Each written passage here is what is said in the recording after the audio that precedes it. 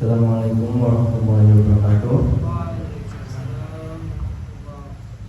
Alhamdulillahirabbil alamin alladzi hadana li hada wa ma kunna linahtadiya laula an hadana Allah. May yahdihillahu fala mudilla lahu wa man yudlil fala hadiya lahu. Asyhadu an la ilaha illallah wa asyhadu Muhammadar Rasulullah la nabiyya ba'dahu. Allahumma shalli ala sayyidina Muhammad wa ala Muhammad wa qala rabbi shrah li sadri wa yassir li amri wahlul 'uqdatam min lisani yafqahu qawli. Alhamdulillahirabbil di pagi yang insyaallah penuh berkah ini, yang mungkin tadi pagi diawali dengan mendung ya, dan juga alhamdulillah sekarang sudah mulai terang. Hujan tadi pagi ya, insyaallah diawali dengan rahmatnya Allah dengan menurunkan hujan. Semoga dengan hujan tadi, sebanyak hujan tadi Allah memberikan kasih sayangnya kepada kita semuanya. Sebanyak hujan tadi juga Allah ampuni dosa-dosa kita. Dan juga sebanyak hujan tadi Allah memberikan pertolongan di setiap detik kita. Gimana kabarnya teman-teman? Alhamdulillah. Alhamdulillah alhamdulillah. Ya, Masya Allah. Aku ingin coba tanya satu persatu ya. Kira-kira apa satu hal yang bisa disyukuri dari hari ini, pagi ini? Gak boleh sama. Mau gak Mas Wendy? Bisa sarapan? Oke, bisa sarapan. Insya Allah bisa sarapan, berarti Allah memberikan rezeki berupa makanan yang diantar entah itu dari mana.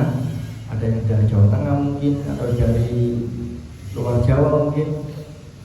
Ke sini Allah berikan kesehatan ibunya Mas Wendy untuk masak, sampai akhirnya datang di depannya Mas Wendy makanannya. Itu pun ketika di depan makanannya udah siap, itu belum berarti rezekinya Mas Wendy, belum. Allah tetap punya takdir antara Mas Wendy makan tadi atau Mas Wendy membiarkannya, meninggalkannya. Akhirnya jadi jatahnya atau jadi rezekinya bapaknya, atau jadi rezekinya semut atau yang lainnya. Itu rezeki makan sarapan. Mas Lana, apa yang bisa disyukuri hari ini? Satu hal, kesehatan, insya Allah. Allah berikan Mas Lana tubuh yang fit, organ yang normal, organ yang lengkap, dari ujung rambut lengkap sampai ujung kaki lengkap, insya Allah. Dan Allah jaga, udah 30 tahunan Mas Lana dijaga oleh Allah. Sebuah hal yang gak murah, dan juga gak ada zat lain yang bisa menjaga selain Allah. Mas Agwin? telah memberi saya kenikmatan untuk Islam sehingga saya bisa dapat berkumpul di sini. Boleh coba.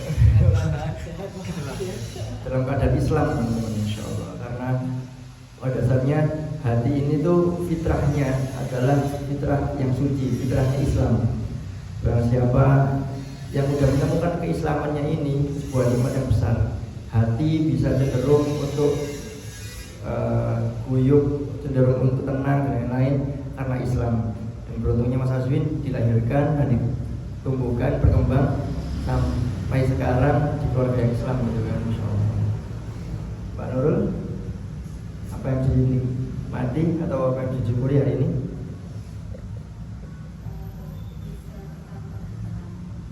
Bisa ke kantor dengan selamat.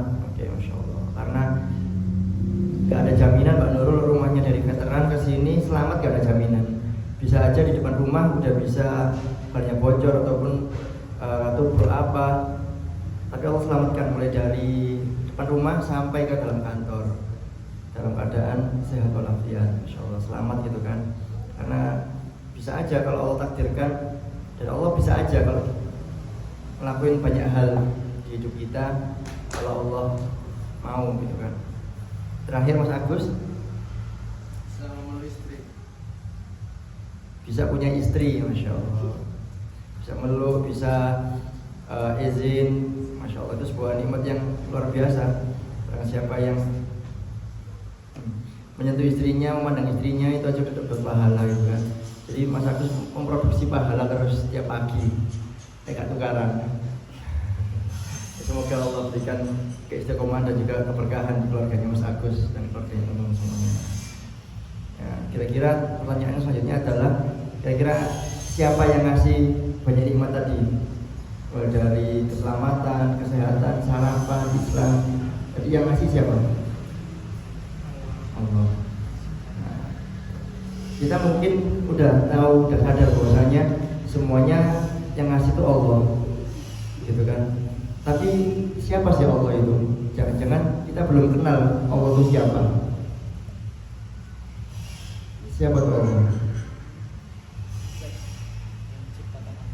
Zat yang menciptakan alam semesta, Masya Allah.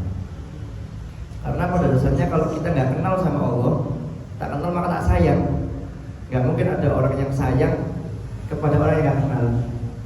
Sayang ini timbul, rasa ini timbul karena ada sebuah hal mulai dari kenal, diberi, terus ada rasa menerima sampai akhirnya setelah dikasih, terus akhirnya kita sayang kayak gitu kan.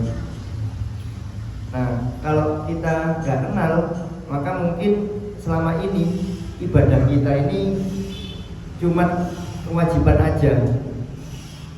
Kira-kira kenapa kok Mas Wendy sholat? Apa alasan Mas Wendy sholat?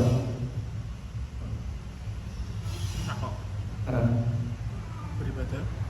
Oke, karena beribadah, karena kewajiban orang Islam, atau ada alasan lain? Sebagai bentuk bersyukur pada Allah. Sebagai bentuk bersyukur pada Allah. Kalau Mbak Nurul, kenapa kok masih mau sholat, puasa, ibadah? Kenapa kok ibadah? Bisa? Kenapa?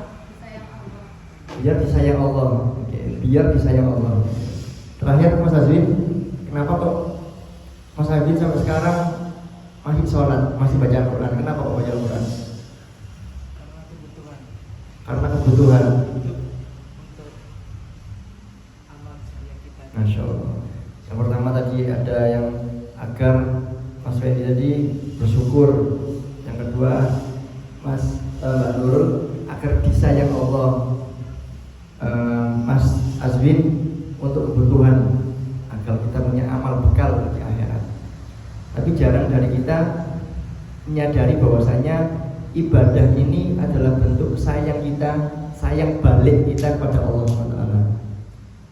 Kita mungkin sayang sama ibu kita, sayang sama istri kita, sayang sama anak kita, karena mereka sebuah hal yang berharga buat kita.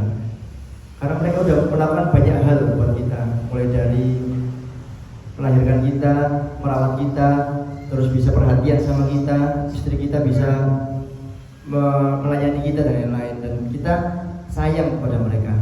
Tapi mungkin kita nggak sadar bahwasanya ada zat yang lebih sayang kepada kita, ada zat yang paling khawatir, paling nggak bisa kalau kita ini melakukan hal yang buruk. Siapa itu? Allah SWT.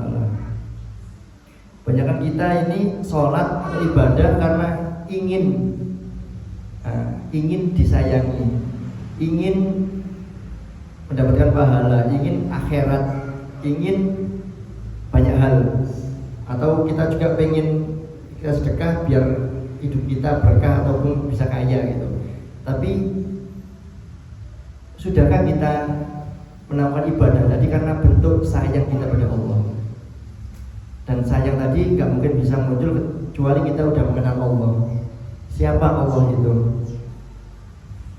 Kalau kita bahas siapa Allah itu, berarti pertama minimal ada 4 hal, teman-teman.